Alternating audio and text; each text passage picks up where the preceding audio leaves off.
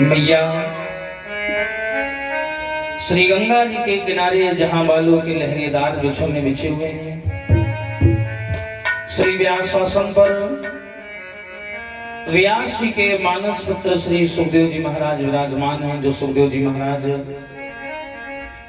उत्तरानंद चंद्रवंशी पांडुवंशी राजा परीक्षित को भगवान की लीलाएं सुना रहे हैं। लीलाएं सुनाते उत्तर दिया है, हे राजन, अहो सौभाग्य हैं तुम्हारे जो आज हजारों संतों और महात्माओं के बीच बैठ करके और इस समय तरण तारण करने वाली बगल से बह रही है श्री गंगा जी। और मैंने बताया भगवान श्री विष्णु के श्री चरण कमलों से दो प्रकार की गंगाओं का प्रादुर्भाव हुआ। एक गंगा वैतरणी है जो बहती है, इसमें सवेरे स्नान करते हो, वहां से भी कल्याण प्राप्त हो रहा है। और इधर हमारे द्वारा श्रीमद् भागवत चर्चा जो कि भगवती गंगा है, इनका भी प्रभाव तुम्हारे ऊपर पड़ रहा है। इसलिए सारी चिंताओं को विसार करके अपने चित्त को भगवान के चरणों में लगाओ और बड़ी श्रद्धा पूर्वक चर्चा को श्रवण करो। मैं जानता हूं जिस मनुष्य को ये मालूम हो कि उसके जीवन में मात्र 7 दिन शेष बचे हैं, उस मनुष्य से अगर बोला जाए कि तुम कथा सुनो, तो कथा सुनना उसके लिए बहुत बड़ी चुनौती होगी। लेकिन धन्य है राजन, तुमने इस चुनौती को सिरोधार्य किया, स्वीकार किया और वल्कल वस्त्र धारण करके आज गंगा किनारे विद्यमान हो बैठे हो। अरे पगले, तेरा तो उसी दिन कल्याण हो गया जब तूने इन 7 दिनों की चिंता को मिटा करके धर्म का दामन थामा। और जो ऐसी विपत्ति के समय में धर्म का दामन थाम लेता है वो कभी डूबता नहीं है। क्योंकि जब मनुष्य पर विपत्ति आती है तो 4 चीजें ऐसी हैं जो मनुष्य की मदद करती हैं। धीरज, धर्म, मित्र और नारी।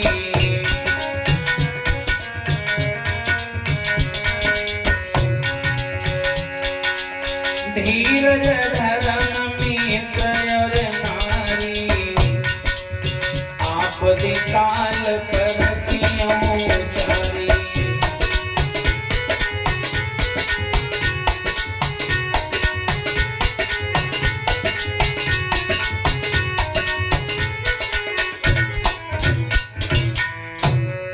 एक धीरज, धर्म, मित्र और नारी, ये 4 चीजें ऐसी हैं जो मानव की हमेशा मदद करती हैं।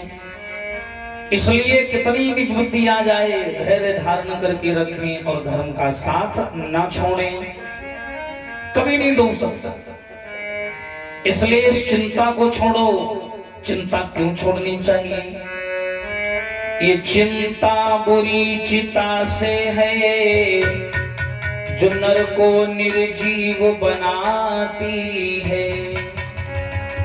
मुर्दे को चिता जलाती है, चिंता जीवित को खाती है। चिंता में और चिता में मात्र एक बिंदी मात्र का फर्क है।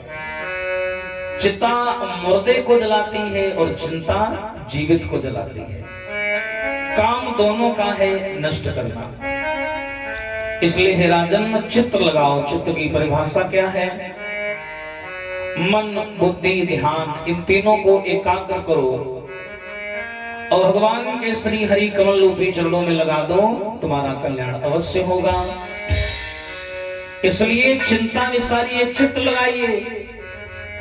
और जब चित्त की पराकाष्ठा उसके कानों तक तो पहुंचेगी तो वो आने में देरी नहीं करेगा। बोलिए सच्चिदानंद भगवान की। वो कभी अपने भक्तों को उदास देख ही नहीं सकता। प्रबल प्रेम के पाले पड़कर प्रभु को नियम बदलते देखा। अपना मान भले टल जाए, भक्त का मान न टलते देखा। यानी प्रेम होना चाहिए प्रबल। भगवान अपने मान सम्मान को भूल जाते हैं पर भक्त के मान सम्मान पर आंच नहीं आने देते। इसलिए उस राम के नाम के महत्व को समझो, श्री हरि नारायण के नाम के महत्व को समझो और समस्त चिंता को विसार दो। कि चिंता करे बलाई हमारी और इस माया जंजाल की, कि बलिहारी बलिहारी बोलो बलिहारी नंदलाल की, बलिहारी बलिहारी बोलो बलिहारी नंदलाल की।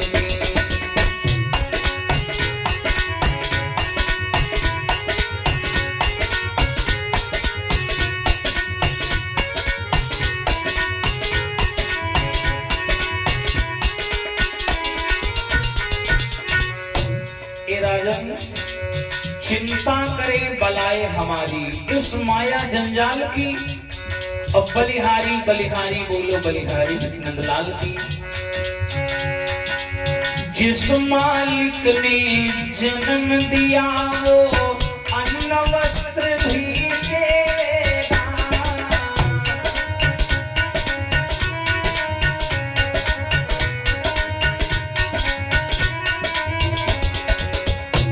जिस मालिक ने जन्म दिया वो अन्न वस्त्र भी देवेगा। चिंता क्यों करते हो? रहने को एक छत देगा और खबर हमारी लेगा।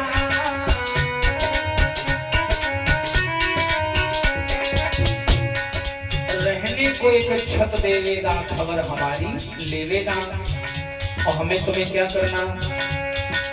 भजन करो निश्चिंत हो चिंता, छोड़ो रोटी दाल की, बलिहारी बलिहारी बोलो बलिहारी नंदलाल की।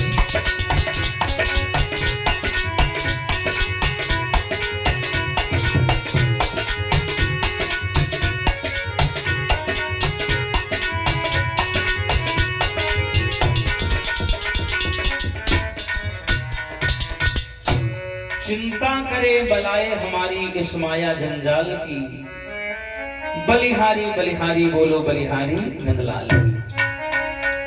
मैं जानता हूं तुम्हारे हृदय की चिंता को, तुम्हारे अंदर यही चिंता और विकार है, क्या होगा तुम्हारे जाने के बाद प्रजा का।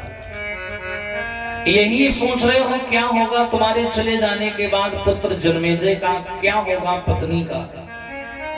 किंतु राजन एक बात भूल रहे हो, क्या? असारः खलु संसारो दुख रूपी विमोह का, स्वतः कस्य धनम कस्य स्नेह वांजलति आनिसम। ये संसार असार है, दुखों से भरा हुआ है, यहाँ सुख नहीं है। अरे यहाँ नारायण भी आए हैं तो उन्हें भी रोना पड़ा, यहाँ के मोह माया जाल में उन्हें भी फंसना पड़ा, गुलाम बनना पड़ा, बच्चे वो भी नहीं। किंतु राजन एक रहस्य की बात बता रहा हूं कि आज जिन बाल बच्चों के लिए, जिस परिवार के लिए तुम चिंतित हो, तो शायद तुम ये भूल रहे हो कि तुम उनके लिए केवल एक जीवन जीने के साधन मात्र हो। आज तुम हो तो उन्हें साधन ढूंढने की आवश्यकता नहीं है, तुम्हारे द्वारा उनका जीवन यापन हो रहा है। और जिस दिन तुम नहीं रहोगे तो ऐसा तो है नहीं कि ये भी तुम्हारे साथ चले जाएंगे ना। कुछ दिन विलाप करेंगे, रोएंगे, आपकी याद करेंगे, और उसके बाद में जीने का कोई ना कोई दूसरा साधन ढूंढ लेंगे।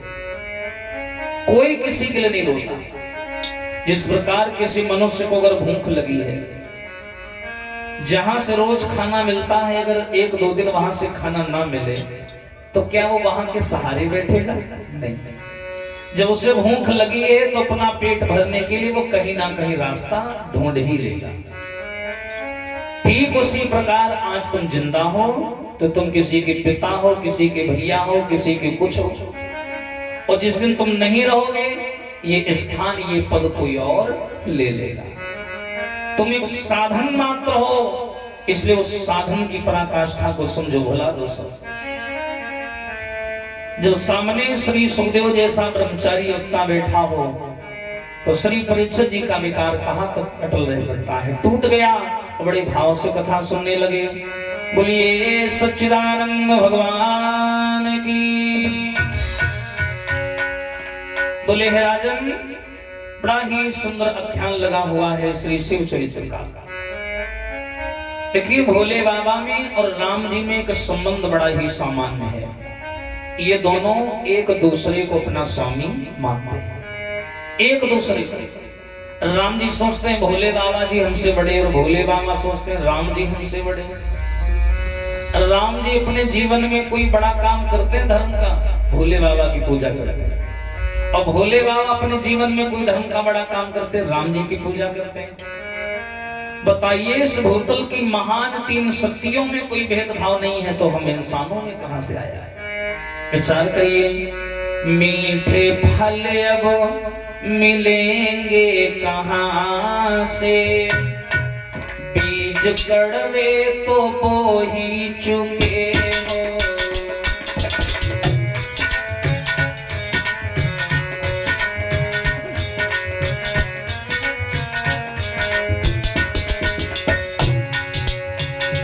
मीठे फल अब मिलेंगे कहां से, बीज कड़वे तो बो ही चुके हो। राही जागो हुआ अब सवेरा, राही जागो हुआ अब सवेरा, सारी रजनी तो सो ही चुके हो।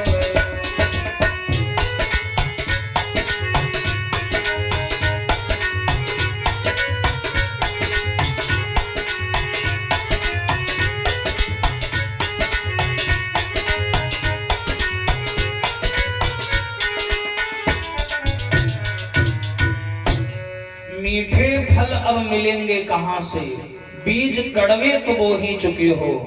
राही जागो हुआ अब सवेरा, सारी रजनी तो सो ही चुके। ये त्रेता युग की बड़ी सुंदर चर्चा है। एक बार की बात है, भागवत का तृतीय स्कंद बताया।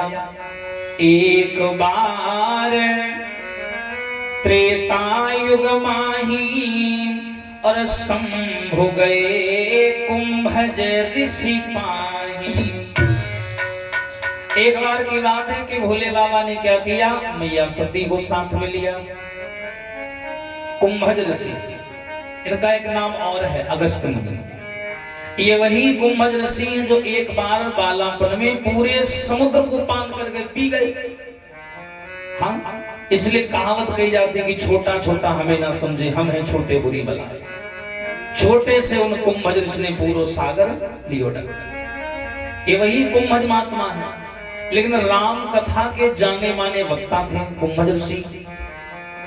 भोले बाबा जी को राम कथा से बड़ा लगाव है। हाँ, कहते भी हैं और सुनते भी हैं। जैसे भोले बाबा आए, मैया सती को लेकर के सामने बैठ गए। कुंभज ऋषि ऊंचे पर बैठे हैं और बड़े भाव से कुंभज ऋषि राम कथा बोलने लगे। भोले बाबा सुनने लगे। लेकिन देखिए, पहले की कथाओं में अब की कथाओं में थोड़ा फर्क है। मैया सती राम की लीलाओं से और मैया सती राम जी की चर्चाओं से और उनकी कृपा से और उनकी वास्तविकता से अनजान है। सती नहीं जानती कि राम कौन है, राम कोई भगवान है, ये नहीं जानती है। तो इनको कथा में मन भी नहीं लग रहा। जब नहीं लग रहा तो भोले बाबा से बोली, बाबा यहाँ अच्छा नहीं लग रहा, अपने पर्वत पर चलो, मुझे वहां की याद आ रही। तो भोले बाबा ने देर नहीं लगाई। मुनि सन विदा मांगी त्रिपुरारी, और चले भवन लय तक्ष कुमारी। विदाई मांगी और विदा लेकर के आज भोले बाबा मैया सती के साथ कैलाश पर्वत वापस चल दिए। और जा रहे कि भोले बाबा चले कैलाश, और बूंदियां पड़ने लगी।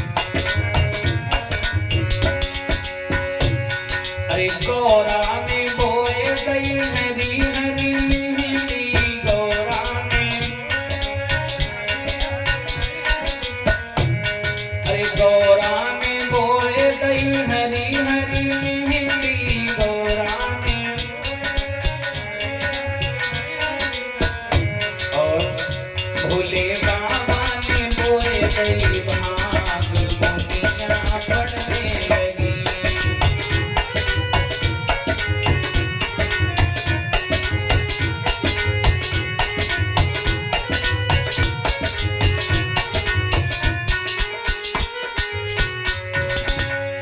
भोले बाबा चले कैलाश दुनिया पड़ने लगी।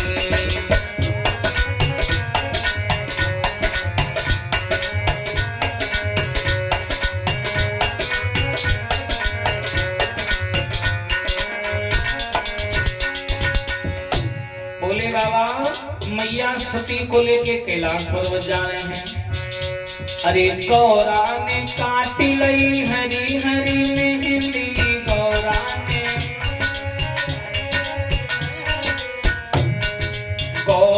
ने काटी लई हरी हरी मेहंदी, गौरा ने। और भोले बाबा ने काटी लई भाग गोंदिया पड़ने लगी।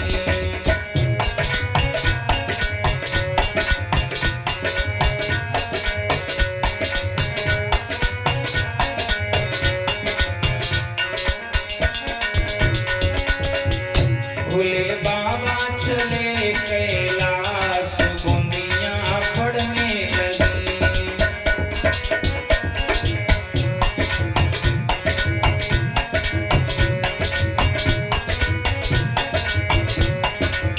दुनिया पड़ने लगी। लेकर के मैया सती को कैलाश पर्वत जा रहे हैं भोले बाबा, लेकिन साथ में मैया सती भी हैं। और उस स्थान पर पहुंचे बताते हैं कि रास्ते में भगवान राम से भेंट हो गई। कैसे भेंट हुई? हरिचरित श्रवण कर उमा सहित जा रहे जहां कैलाशी थे, देवहित राम पितु आज्ञा से हो चुके उधर बनवासी थे। बताते हैं भगवान मर्यादा पुरुषोत्तम श्री रामचंद्र जी को 14 वर्षों का वनवास हुआ। तापस भेष विशेष उदासी 14 वर्ष राम वनवासी। उन 14 वर्षों का वनवास राम जी काटते हैं और पंचवटी में रहते हैं, जहां लंकापति राजा रावण के द्वारा माता जानकी का हरण हो गया। और उन्हीं जानकी को ढूंढते हुए राम और लक्ष्मण आ रहे हैं और इधर से भोले बाबा जा रहे हैं। भगवान राम भी अच्छी अच्छी लीलाएं करते हैं। सभी पेड़ों से वृक्षों से पूछते हैं, हे खग मृग हे मधुकर श्रेणी, तो तुम देखी सीता मृग नयनी। राम जी सभी से पूछते हुए आ रहे हैं, क्या आपने हमारी सीता को देखा है? और भोले बाबा उधर से माता सती को लेकर जा रहे हैं। अचानक से क्या हुआ, भोले बाबा की नजर राम जी के ऊपर पड़ गई। भोले बाबा ने देखा हमारे इष्ट जा रहे हैं, हमारे स्वामी जा रहे हैं, तुरंत वहीं लेट गए। साष्टांग यानी लेट करके इन्होंने राम जी को प्रणाम कर लिया भोले बाबा ने। और जैसे ही भोले बाबा ने प्रणाम किया, बगल में खड़ी सती मैया, इनको हो गई शंका। क्या हो गई शंका? अरे शंकर जगत बंधु जगदीशा, और सुर नर मुनि सब नावहि सीसा।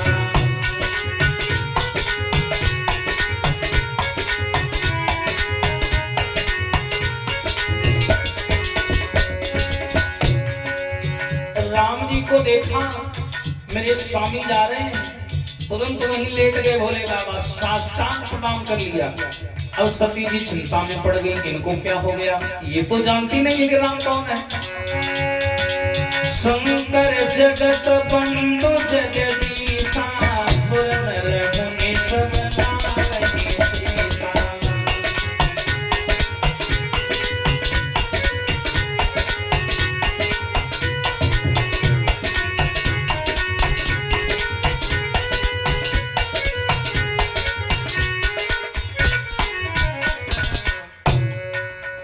एकदम से सती जी सोच में पड़ गई। भोले बाबा खड़े हुए, पीछे मुड़कर देखा, सती जी सोच रही हैं। भोले बाबा बोले क्या हुआ, क्या सोचने में पड़ी हो? माता सती कहने लगी ये बताओ पहले, ये हैं कौन? कौन? अरे बाबा, तुम्हारे सामने तो सुर नर मुनि किन्नर गंधर्व सभी सर झुकाते हैं, और तुम्हें पता नहीं क्या हो गया, तुम ये बनवासियों को सर झुका रहे हो।